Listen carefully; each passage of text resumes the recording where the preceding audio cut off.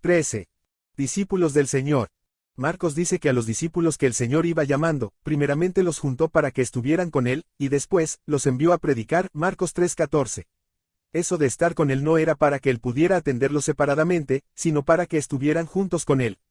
De vez en cuando se dirigía a alguno para darle algún reto que necesitaba, Marcos 8:32 y 33, otras veces separaba a tres y les mostraba un aspecto muy particular de su persona, Marcos 9:2 al 13.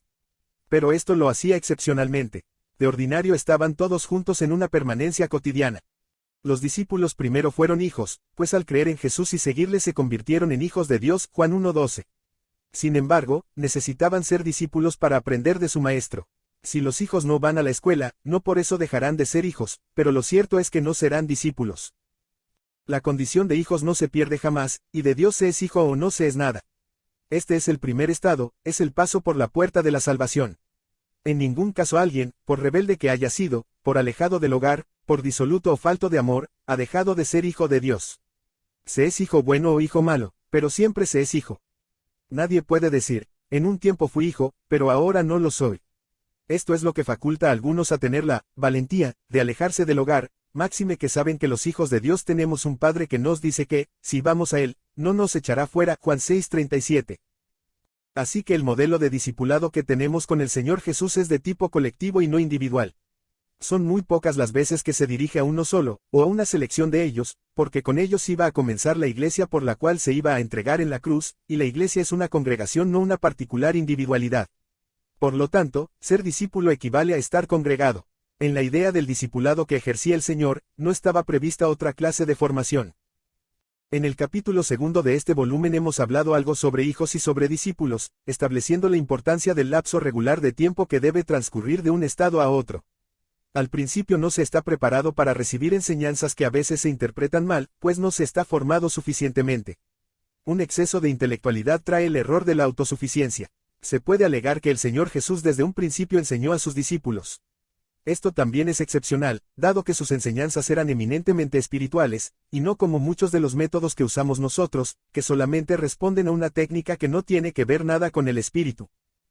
Tampoco tenemos fecha de iniciación de las clases del Señor y no queremos pecar de demasiado ortodoxos, enfatizando que al convertido hay que dejarlo sin ningún tipo de enseñanza. Por supuesto que debe asistir a los cultos y a las reuniones donde generalmente se predica. Pero lo que sostenemos es que hay que ir con cuidado de no enseñarle, señalándole ya como un discípulo. Lo será potencialmente, pero todavía hay que tenerlo bien en el seno materno.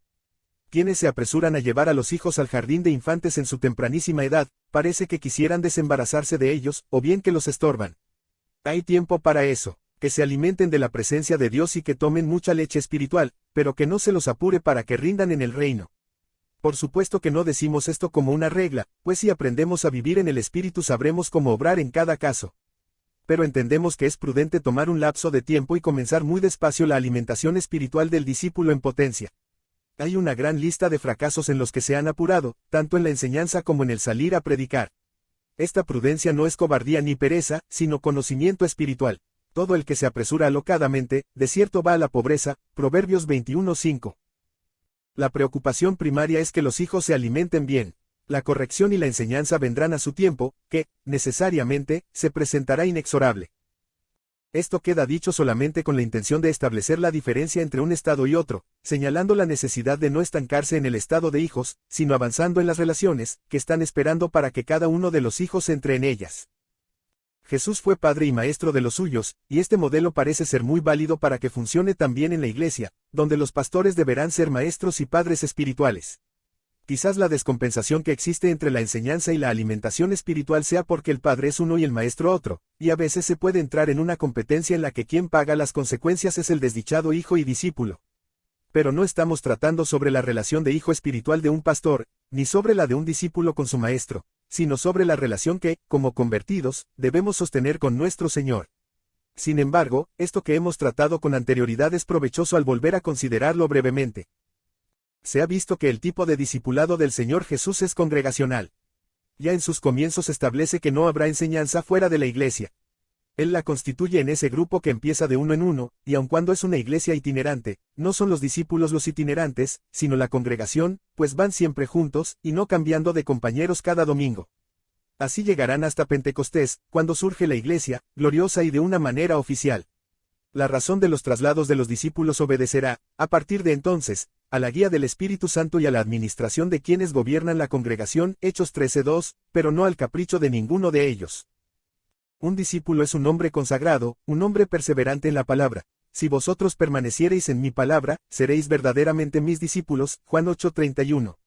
Esto lo dijo el Señor a unos que no permanecieron en su palabra, y, por lo tanto, no permanecieron con él, ni se quedaron en la congregación, antes tomaron piedras y lo apedrearon. Permanecer en la palabra, permanecer en Jesús, es permanecer en la congregación, es estar con los condiscípulos, es seguir con ellos, con los mismos de siempre y con los que se van agregando en el camino. No, de ninguna manera se puede ser discípulo sin estar congregado. Despójese de este error quien se considere un discípulo itinerante que no tiene el respaldo de una congregación. Podrá tener el cuidado del Padre, pero no recibirá la enseñanza del Maestro. Hay una figura muy ilustrativa que habla de la excelencia de permanecer. Y es aquella del que va a la peluquería, sea hombre o mujer. Para que el peluquero trabaje bien, es necesario estarse quieto. Es una tragedia ver a esos niños revoltosos que no se quedan quietos, y el peluquero se ve en serios apuros para hacer su trabajo. Tiene que estar la madre o el padre haciendo 1000 morisquetas o pegando retos, para que el niño se quede tranquilo. Más serio es cuando uno iba a afeitarse a la peluquería, lo cual hoy día no se estila tanto, pero recordando tiempos pasados, uno se sentía solemne ante la navaja del barbero, y para quedar bien rasurado el estarse quieto era una condición indispensable. No pretendemos, al usar esta ilustración, restar seriedad a lo que venimos diciendo, pero no es extraño que algunos queden con alguna lastimadura si no saben permanecer quietos delante de Dios. Y al decir quietos nos referimos a no andar sin rumbo, de iglesia en iglesia, sin permanecer en ninguna. Volviendo al peluquero, una vez uno me dijo: un servicio de peluquería es más importante que una buena comida. A lo que contesté asombrado: usted me dirá por qué. Porque hace resplandecer el rostro. Dicho sea de paso que higiénico es el corte de cabello. Después del comentario del peluquero, reflexioné en que ese resplandor de rostro de un buen servicio, se debe a que se ha permanecido quieto en su sillón. No solo el permanecer evita lastimaduras, sino que da brillo al rostro del creyente. El que permanece está imbuido de seguridad, y emana seguridad para otros. No así el que un día está aquí y el otro está allá. No puede resplandecer su cara, porque la tiene llena de tajos y de tela adhesiva. Si se tiene que ir de un lugar a otro, hágase junto con el pueblo, con los condiscípulos, como conviene a uno que aspira a no ser solamente hijo de Dios, sino discípulo del Señor Jesús, permaneciendo en la palabra, que jamás nos dirá que nos descongreguemos. Otros no quieren estar en la iglesia por no tener problemas con los hermanos. Todavía recuerdo el suspiro de alivio de alguien que se alejó de la iglesia. Ahora me siento libre, por fin, dijo. Tiempo más tarde tuvo que regresar, y gracias a Dios que regresó. La felicidad no consiste en la ausencia de problemas, sino en caminar por encima de las aguas. Sabiamente nos dice la Escritura que nos es necesaria la paciencia, Hebreos 10:36. La felicidad consiste en poner en funcionamiento las virtudes de Jesús, que Él, generosamente, nos ha concedido. Soportarnos unos a otros, Efesios 4:2, equivale a ser feliz, y, además, forma en el creyente su nueva personalidad. Dios nos ha colocado en medio de hermanos. Es una insensatez apartarse del lugar en que Dios nos ha colocado. En la peluquería también se necesita paciencia, tanto en la espera de que nos toque el turno, como cuando ya nos están haciendo el servicio. Sobre todo si no se es muy conversador. Paciencia, que al final el rostro va a resplandecer. Cuando se pulen piezas de metal salidas del torno, se colocan en un lugar que se llama bombo, y este empieza a dar vueltas sobre su eje. Hay un ruido bastante regular que es producido por las piezas que dan vueltas tocándose unas contra otras, y después salen pulidas y relucientes. Luego ya no hay que hacerlo otra vez, pero ha sido necesario revolverlas juntas. El estar juntos, unos con otros, nos pule las aristas de nuestro carácter. No hay nada mejor que los hermanos de la congregación para pulir nuestras aristas. Pero una vez realizado el trabajo no hay más necesidad de revolver. Entonces, cada una de las piezas ocupa su lugar en la máquina, generalmente de una manera eficiente y útil. Dios sabe lo que hace al ponernos juntos. Ni el problema de tener problemas debe ser un problema. Estos forman parte del proceso primario de formación del nuevo carácter en Dios, y no hay que soslayarlo huyendo de la iglesia y dejando, por lo tanto, de ser discípulo del Señor. Es desde todo punto de vista incluyente lo que nos dice el Evangelio en Juan 13:35, en esto conocerán todos que sois mis discípulos, si tuviereis amor los unos con los otros. El amor nunca busca la separación, y el estado de relación con Cristo, en ninguna manera es individual. Este amor, que es condición para reconocer a un discípulo, se demuestra en la convivencia. Si por alguna circunstancia tiene que haber separación física, esta será por una intervención soberana de Dios, que unirá más los lazos de amor fraternal con los discípulos que estarán físicamente congregados. Creemos en el amor a la distancia, pero no por comodidad, sino por necesidad circunstancial. Pero entendemos que el amor se practica en la congregación como regla, que tiene su excepción en la circunstancia especial que hemos apuntado. Ser discípulo no es poseer un título, es algo que forma parte de la vida, y cuya función se manifiesta junto a los hermanos. Y no hay otro conjunto válido de hermanos que no sea la Iglesia. Ese conjunto que acompañaba al Señor en su peregrinar por Palestina era la Iglesia, la misma que hoy día está peregrinando todavía en esta tierra, aun cuando evolucionada. Evidentemente Dios tiene interés en que se conozca que somos sus discípulos. Notemos, en esto conocerán todos que sois mis discípulos. Él no creó ese discipulado para tenerlo en secreto, aun cuando ha habido discípulos secretos, los cuales no son mencionados en la Biblia para que sigamos su ejemplo. La Iglesia, la máxima congregación de los discípulos del Señor, no está para permanecer escondida, sino que, como una luz que es, ha de estar bien alta para alumbrar a todos los que están en la casa, Mateo 5:15. También es una ciudad asentada sobre un monte, Mateo 5:14, para que la vean desde lejos. Esta manifestación se logra únicamente por el amor de quienes, congregados como discípulos del Señor, conviven con todas las aristas del carácter que traemos del otro reino. La convivencia servirá para pulirnos, lo más amablemente posible, entre nosotros mismos, bajo la corrección continua del Espíritu Santo, que nos sacará bien lisos y relucientes, para que todos conozcan que somos discípulos del Señor. Se puede amar discrepando, se puede convivir dándose un coscorrón de vez en cuando, pero viendo que a medida que pasa el tiempo, ya no hay lugar para la discrepancia. Viendo que si estamos congregados, llegaremos todos a un estado de unanimidad que asombrará por lo fresco y espontáneo. El secreto está en congregarse, en tener comunión. Se incurre en muchas tergiversaciones cuando se está distanciado. Cuando un grupo de discípulos del Señor que formábamos parte de la Iglesia sentimos de parte de Dios que teníamos que fundar una comunidad, fuimos, con la aprobación de la Iglesia, a vivir en un campo. Éramos alrededor de 40 personas. La comunidad sigue existiendo hoy, después de 12 años, con páginas muy elocuentes de lo que es una congregación viviente. Pero al iniciarnos en esa experiencia hubo versiones foráneas de lo más pintorescas y maliciosas acerca de nosotros. Sobre todo muy maliciosas, tanto es así, que daban ganas de rebelarse o de acobardarse, ante los falsos testimonios y las acusaciones de que nuestro vivir no era de acuerdo al camino de Dios. Podemos asegurar, poniendo al Señor de testigo, que Él nos estaba enseñando a vivir una vida de santidad jamás experimentada. Pero lo que nos interesa de esto es mostrar la actitud de un pastor experimentado en cuanto a versiones que no se apoyan en el testimonio visual. Él vino a preguntarnos qué había de verdad en lo que se decía. Le contestamos con el clásico, ven y ve. No vino, pero creyó en nuestra palabra. Hasta ese momento no habíamos tenido mucha comunión con ese pastor, pero a partir de ahí la tuvimos y pudimos bendecirnos mutuamente. La comunidad, como hemos dicho, sigue funcionando. Hoy han desaparecido las versiones malintencionadas, porque la gente del pueblo de Dios está aprendiendo que el distanciamiento no produce buenos frutos. En cambio la comunión no solamente aclara las cosas, sino que abre el corazón, y aleja las sombras de las dudas y de la maldad. Dicho sea de paso, es bueno no dejarse llevar por versiones circulantes, que abundan en una iglesia que todavía no camina en perfección. Es bueno ir a la fuente, como ese pastor, que vino para sacarse la duda y confió en nosotros. Aun Pablo tenía confianza en gente como los corintios, 2 Corintios 7:16, si no física, espiritualmente congregado con ellos. Nos congregamos para amarnos, nos congregamos para tener confianza los unos con los otros, y aun, si así fuera necesario, para cubrir por amor nuestros pecados. 1 Pedro 4:8, porque en el amor daremos a conocer que somos discípulos del Señor. Por eso es necesario anhelar entrar en nuevas relaciones con el Señor, pues éstas, imprescindiblemente, nos agrupan. Mientras que quedándonos en el estado de hijos, corremos el peligro de querer arreglarnos solos. Si nuestro concepto de hijos es el que campea en los países más avanzados, a los 16 años, es decir, ni siquiera en una elemental madurez espiritual, ya buscaríamos la anhelada independencia, que es un verdadero espejismo en el camino de Dios. Después de la vuelta del hijo pródigo y de la conversación del padre con el hijo mayor, aquel hogar debió ser un hogar feliz, viviendo todos juntos. Aun cuando nuestro propósito va dirigido al culto congregacional, para darle a Dios un culto de mayor gloria, entendemos, además, que estos estados de relación con Él son justamente para darle esa mayor gloria. Por eso dice en Juan 15, en esto es glorificado mi Padre, en que llevéis mucho fruto, y seáis así mis discípulos. 8. lo que equivale a decir que el discípulo, además de ser un hombre congregado, es el que trae frutos para Dios. Siempre hemos tenido tendencia a señalar que el fruto en el camino del creyente son las almas que él contribuye a salvar, pero ese no es el fruto al cual se refiere el Señor como condición de ser discípulo.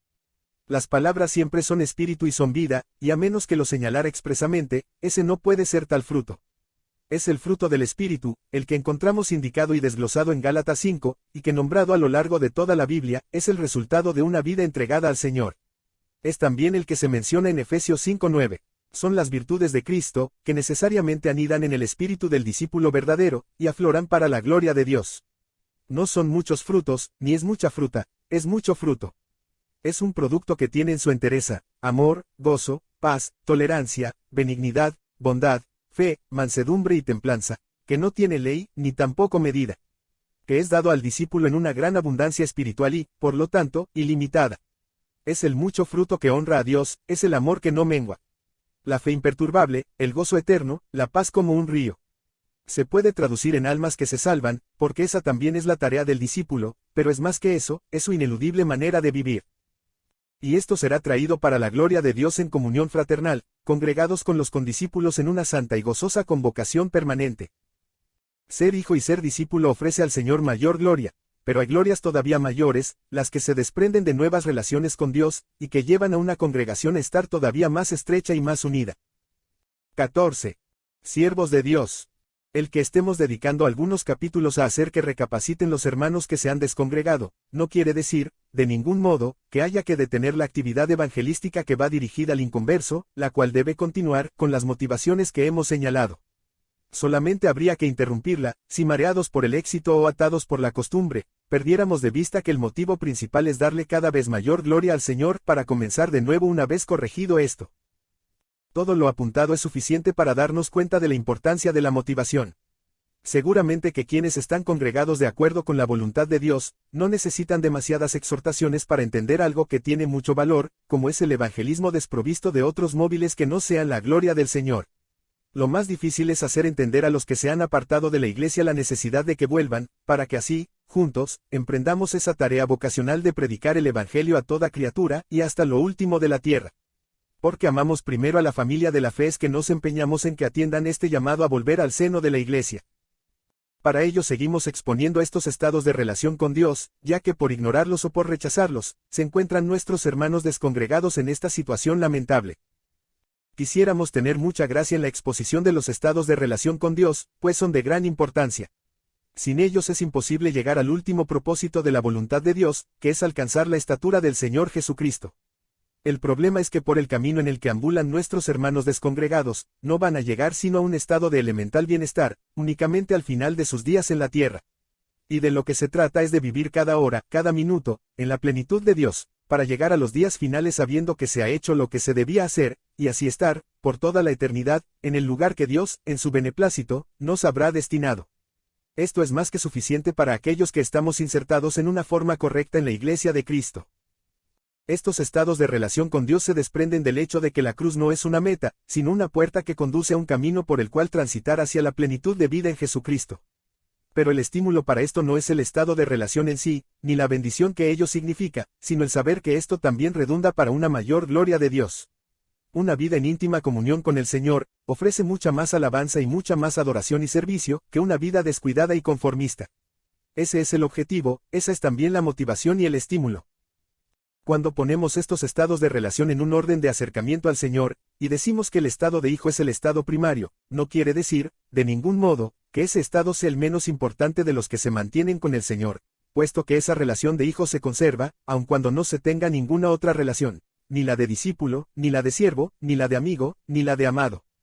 Además, cada una de esas relaciones tiene una importancia única en sí misma, y el verdadero hombre nuevo y redimido, que camina hacia la plenitud de Cristo, debe transitar y poseerlas todas ellas, las cuales tienen valor en su interrelación, pero también cada una en sí misma. Vayamos, pues, a ver el estado de relación que sigue después de que el Señor nos ha aprobado como discípulos suyos. No es el día en que se recibe un diploma o una habilitación, sino el día en que el Espíritu Santo toca de tal forma la vida, que uno sabe que está desempeñando la función de siervo. Las cosas del Espíritu son difíciles de enumerar, por cuanto pueden venir todas juntas o por separado, ya que el Espíritu de Dios sopla de donde quiere y uno no sabe de dónde viene ni a dónde vaya. Juan 3:8. Tal las cosas que dependen de él, pero necesariamente, para nuestro entendimiento, tenemos que usar fracciones de tiempo para enumerarlas y referirnos a ellas. El siervo eficiente del Señor ejerce su servicio una vez está preparado, pero lo espiritual es que también, sin una determinada preparación y, por lo tanto, sin una esperada eficiencia, se desempeñe como siervo ni bien abre los ojos en el reino de Dios. Aun recién convertido puede oficiar de sacerdote, ministrando a Dios en un servicio puro, pero que, indefectiblemente, mejorará en calidad y en profesionalidad, la profesión de la fe, a medida que aprenda en su condición de discípulo. El servicio que el Hijo de Dios desempeña antes de su aprendizaje, es un servicio elemental hacia Dios. Hermoso, pero elemental, es decir, de niño. Todavía le falta experimentar en el servicio a los demás, aunque lo desempeñará espiritualmente, a medida que vaya aprendiendo como discípulo. Esto es importante saberlo, pues si empieza a desempeñarse como siervo de Dios hacia los demás, sin tener la relación de discípulo, no hará otra cosa que un servicio humanista en vez de un servicio espiritual. El estado de hijo de Dios es de exclusiva dependencia del Señor, ya que uno es elegido y engendrado sin que medie la voluntad de la carne. Juan 1:13. La intervención del individuo no puede variar el estado, pero sí la calidad de hijo. Sin embargo, en los otros estados de relación, aunque todos dependen del decreto de elección de Dios, el individuo tiene mucho que ver en cuanto a su respuesta afirmativa o negativa para ser discípulo, siervo, amigo o amado del Señor. Vale la pena tener en cuenta, que en el caso de ser rebeldes a la elección que Dios haya hecho de nosotros para llegar a esos estados, igualmente vamos a llegar, oponiéndonos o rebelándonos, en cuyo caso llegaremos, posiblemente, lastimados y por un proceso difícil y complicado, en el cual se habrán de derramar muchas lágrimas. Creemos que cuando Dios nos elige como hijos, en esa elección va implícito el llamado a entrar en las demás relaciones. Esto es bueno saberlo desde el principio, para ponernos dócilmente en las manos del Señor, e ir pasando de un estado al otro, inundados por su soberana y misericordiosa voluntad, puesto que, aun cuando esos estados son principalmente para su gloria, tienen la bendición incluida para aquellos que han sido elegidos para tener esa intimidad progresiva con Él. En suma, estos estados de relación traen el bienestar al alma y al espíritu del convertido. Es hermoso hacer la voluntad de Dios sin complicaciones, sin que medien protestas o pedido de explicaciones, sin el consabido, ¿por qué, Señor, que tantos creyentes envían al trono de la gloria o al techo de su casa? Por esto hacemos el llamado a los dispersos de la casa de Israel, porque entendemos que han sido elegidos no solamente como hijos. Nuestro llamado a entrar en esas relaciones necesarias para llegar a la plenitud de Jesucristo obedece a que estamos persuadidos de que Dios, indefectiblemente, se saldrá con la suya, y que esto es un medio, por decirlo de alguna manera, pacífico, para que respondan a este llamado que puede llegar a ser no solo insistente, sino duro. En estos días estamos viviendo un cuadro trágico en la iglesia en que nos congregamos. Alguien que se conformó con ser hijo, y que ahora ha entendido que el llamado traía incluidos otros estados de relación, está elevando su voz de gratitud a Dios porque Él le ha salido al paso. Y mientras se revuelve en su lecho de enfermedad gravísima, no cesa de dar gracias a Dios y pedir perdón por haber sido tan torpe en no atender a la soberana voluntad de Dios. Los humanistas llamarán a esto crueldad de un hipotético Dios. Ese hermano, ese creyente, ese hijo de Dios, lo llama misericordia y compasión de Jesucristo. Ahora es un discípulo que atiende bien a las enseñanzas, un siervo que le ministra a él y a un prójimo que es bendecido por sus palabras y por su testimonio de gratitud. Un amigo de Dios y un amado, pues conoce como nunca la intimidad del Señor. El discípulo del Señor es un creyente que permanece en la congregación y escucha, junto con sus compañeros y hermanos, las enseñanzas del Maestro que son impartidas, a su vez, por los ministros que ejercen esa función de enseñar. Un siervo no se concibe tampoco ejerciendo su ministerio en soledad. Cuando hablamos de siervo ya estamos pensando en un señor y en una casa. Y lo señala así el propio Señor Jesús en Lucas 12:42, cuando dice, ¿quién es el mayordomo fiel y prudente al cual su Señor pondrá sobre su casa, para que a tiempo les dé su ración? Las dos facetas del servicio se tienen que contemplar. El servicio es primeramente, como siempre, al Señor, en ese ofrecimiento que encontramos en Ezequiel 44:15, donde se ordena que los sacerdotes se han de acercar a Él para ofrecerle la grosura y la sangre. En ese capítulo 44 de Ezequiel vemos dos clases de servidores. Una de ellas es desechada por el Señor, para la cual no hay llamado de Dios. Este es un oficio que está impuesto por Dios como castigo a aquellos que se han apartado, que han ido tras los ídolos y las abominaciones. No es este el servicio del que queremos hablar. Lo que nos interesa de ese capítulo de las Escrituras es saber que un servicio a la iglesia, que no incluye un servicio a Dios, nunca llegará a entrar en la intimidad del Señor. Y es desesperante ver cuántos siervos creyentes hay que jamás han tenido un amoroso encuentro con el Señor Jesús, y que militan en cargos de la iglesia. Una de las faltas en que habían incurrido los castigados a no entrar en la presencia de Dios, es que habían llenado la iglesia de extranjeros, Ezequiel 44, 6 al 14. Cuando se entra en el servicio de la iglesia sin pasar primero por el servicio de la adoración a Dios, se incorporan prácticas extrañas y a gente extraña, que muy pronto desdibujarán totalmente la fisonomía santa y espiritual de la casa de Dios, incluyendo aún mandamientos de hombres, que después, con los años, desembocan en tradiciones contra las cuales clama el propio Señor Jesús. Mateo 15, 6. No se nos escapa el hecho de que no estamos haciendo un estudio sobre el discipulado o el servicio, ni sobre ningún otro estado de relación con el Señor. Solamente tratamos de encender una luz para que se vea la necesidad de poseer estas relaciones, y alcanzar con ellas la perfecta comunión con Dios y la incorporación a la iglesia, tal como conviene, para una mayor gloria al que es digno de recibirla. Porque de otra manera se estaría en la iglesia de una forma incorrecta. Cuando uno ha llegado a siervo del Señor, tiene forzosamente que pensar en estas dos facetas de servicio. Sin embargo, aún habrá una distancia considerable hasta llegar a integrarse en la plenitud de su persona. Es también motivo de tristeza pensar que a una simple oración, o a una determinada reunión, se las pueda considerar momentos de adoración a Dios. El ofrecer la grosura y la sangre, que nos habla de un acercamiento a su persona en un reconocimiento de su señorío y santidad, no es todavía el acercamiento de un amigo o de un amado, sino, simplemente, de un siervo. Por eso es imposible conformarse en la rutina de una oración, o en el despliegue determinado de una reunión, donde nada vibra ni nada se enciende, y que no pasa de ser un rito frío que conforma solamente a quienes no aspiran a más. El servicio al Señor llega a su término cuando el Espíritu lo señala de una manera inequívoca, y los creyentes espirituales conocen el momento cuando Dios dice estar satisfecho. No nos referimos a un culto irracional, sino a un culto controlado pero ferviente, donde la presencia de Dios se hace sentir. Algunos piensan que el control del culto que ofrecen al Señor, debe ser la quietud de los miedosos o de los indiferentes. El control se ejerce cuando las cosas están en movimiento. Cuando se controla el vuelo de los aviones, es porque estos vuelan. No se necesita ningún control cuando todos están detenidos. Ofrecer un servicio al Señor es exaltarle hasta lo sumo, y la marcha de la adoración, de la alabanza, de la profecía, en fin, del servicio que se le está ofreciendo al Señor, será controlada por aquellos que entienden las cosas del Espíritu, y no por los que no las entienden. Todo esto tiene que ser hecho en la casa. El siervo fiel y prudente es el que está sobre la casa. Es la figura del siervo, encarnada en la persona del Señor Jesús, que como cabeza está unido a la iglesia, y es con ella una sola cosa. No existen conflictos entre Cristo y la iglesia, ya que ésta ha sido formada para estar unida a Él. Por lo tanto, no debemos inventar nosotros un conflicto que no existe. Como siervos del Señor, le ministramos a Él primeramente, y luego a los que están en la casa, porque los siervos del Señor están sobre la casa, es decir, tienen los pies metidos en ella, y la casa es el motivo de sus desvelos, tal lo que experimentaba el apóstol Pablo cuando decía: lo que sobre mí se agolpa cada día, es la preocupación por todas las iglesias, 2 Corintios 11:28. Pablo era un buen siervo de Dios, que sabía de las exaltaciones del tercer cielo, 2 Corintios 12:2, y, por eso, estaba plenamente congregado en la iglesia. Él no se movía a su capricho, Hechos 13:1 al 3, y si batallaba para que hubiera una buena amalgama entre aquellos que, decididamente, tenían que congregarse, 1 Corintios 1:10. Quizás la parte más elocuente, en cuanto al argumento de la función en la congregación, es la figura del siervo por amor, Éxodo 21:5 y 6. Porque este siervo ama a su Señor, no quiere salir libre de su casa. Pero también ama a su mujer y a sus hijos, los que están en la casa. No los quiere llevar deambulando por cualquier parte, no quiere usar esa engañosa libertad, por cuanto antes que la libertad de moverse está el amor a Dios, nuestro dueño. Entendemos que en el esclavo por amor priva un criterio espiritual muy maduro, que algunos en nuestros días no han atinado a ver. Por encima de todo ama a su Señor, y en esto tenemos que ver la base de su decisión de no irse de la casa. Hay que desconfiar del genuino amor a Dios de quienes no tienen reparo en irse de la iglesia. El otro valor que juega en la decisión de no salir, es la familia.